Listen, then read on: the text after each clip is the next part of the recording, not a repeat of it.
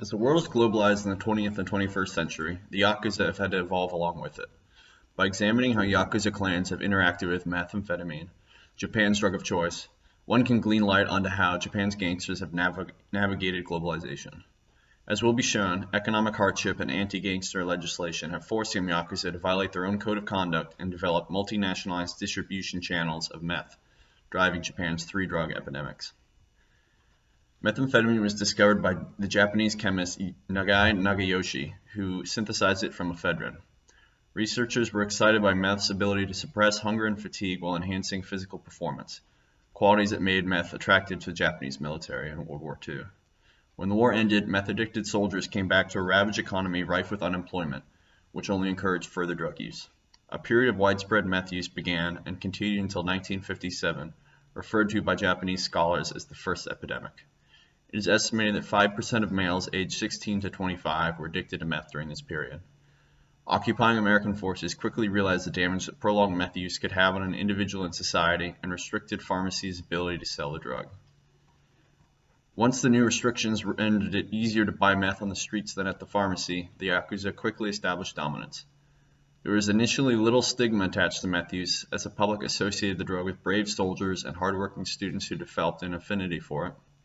But that changed when addicts started dying and committing alarming crimes. The overdoses of a famous comedian and novelist, along with the grisly rape and murder of a 10-year-old girl by an addict, galvanized Japanese politicians into action. The Stimulants Control Law, passed in 1951, outlawed the sale, manufacture, and use of meth. The law further strengthened the Yakuza's role in the meth trade, as they now had complete control over production and distribution. Pharmacies were out of the game. Within a year of the passage of the Stimulants Control Law, the Yakuza had illicit meth manufacturing facilities in every prefecture in Japan. However, the police successfully targeted their meth labs and managed to shut down production, ending the first epidemic. From 1958 to 1970, methamphetamine use remained low, with arrests ranging from 300 to 800 annually, when it had been in the tens of thousands during the first epidemic. The Yakuza tried its hand at dealing heroin, but the steep penalties for narcotic sales dissuaded them from moving into the market as wholeheartedly as they had with meth, which as a stimulant was subject to laxer penalties. But in 1970, shabu, or crystal meth, started appearing on the streets of Japan. It was stronger and more addicting than the powder and tablet meth in the first epidemic. Arrests for meth once again numbered in the tens of thousands, and during this epidemic, the Yakuza were the only dealers to buy from. They multinationalized the distribution market rather than manufacturing domestically, which the cops had aggressively shut down during the first epidemic. So the Yakuza imported from South Korea, Taiwan, North Korea, and China. Meth was starting to become a globalized product.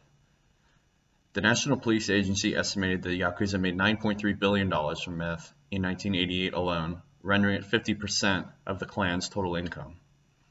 Once again, the police turned to the Stimulants Control Law to counter abuse and dealing. In 1972, the law was amended to steepen the penalties for both activities. Importing or producing meth could be punished by life in prison, and possession could be punished by 10 years in prison.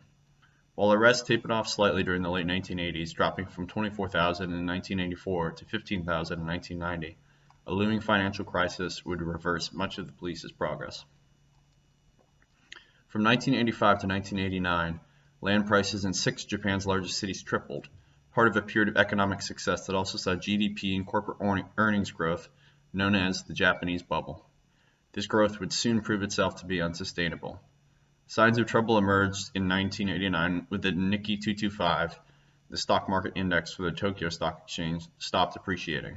Land prices peaked 1 year later. Then the bubble burst. By 1992, the Nikkei was 60% below its peak value. By 1999, land prices were 80% below their peak value.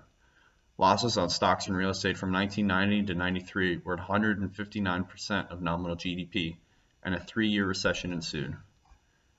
Many Yakuza clans had placed their money in the real estate and stock markets, and the value of their investments depreciated significantly. However, the Yakuza were able to limit their losses by bullying creditors. The inherent threat of violence is what grants the Yakuza power in Japanese society. Occasionally, they need to make that threat a reality. 2 bank executives in charge of recovering debts were found dead in short succession, and the Yakuza is believed to have been responsible. The message was clear. Banks would do well to forget about any Yakuza debts. The Ministry of Finance responded by allowing 21 banks to write off $185 billion of, quote, hard-to-repay loans, 43% of which is estimated to belong to the Yakuza. Despite faring better than most investors, the Yakuza did sustain losses in the bubble burst that increased the focus they placed on the meth trade. The third meth epidemic began in 1995. There were an estimated 2 million users in 1999, consuming between 10 to 14 tons annually, worth between $11.25 billion and $16.1 billion. To satiate the huge demand in Japan, the Yakuza started to multinationalize their supply chain during the second epidemic, cognizant of how successfully police had targeted their domestic manufacturing sites in the first epidemic. During the third epidemic, the Yakuza solidified their preferred distributor, the narco state of North Korea. In 1999, an estimated 40% of the meth in Japan originated in North Korea.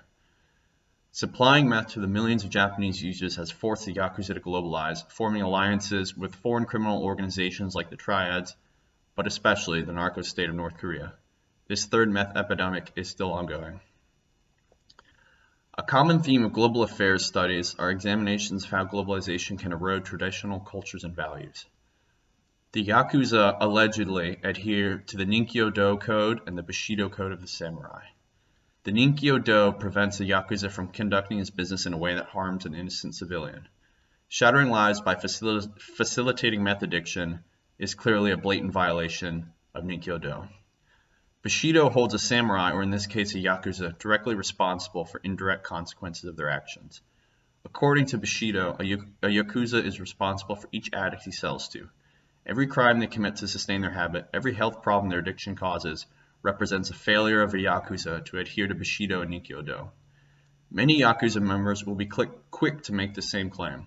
The Yamaguchi Gumi, the largest Yakuza clan, explicitly forbids drug trafficking, though other clans like the Dojin-kei embrace it.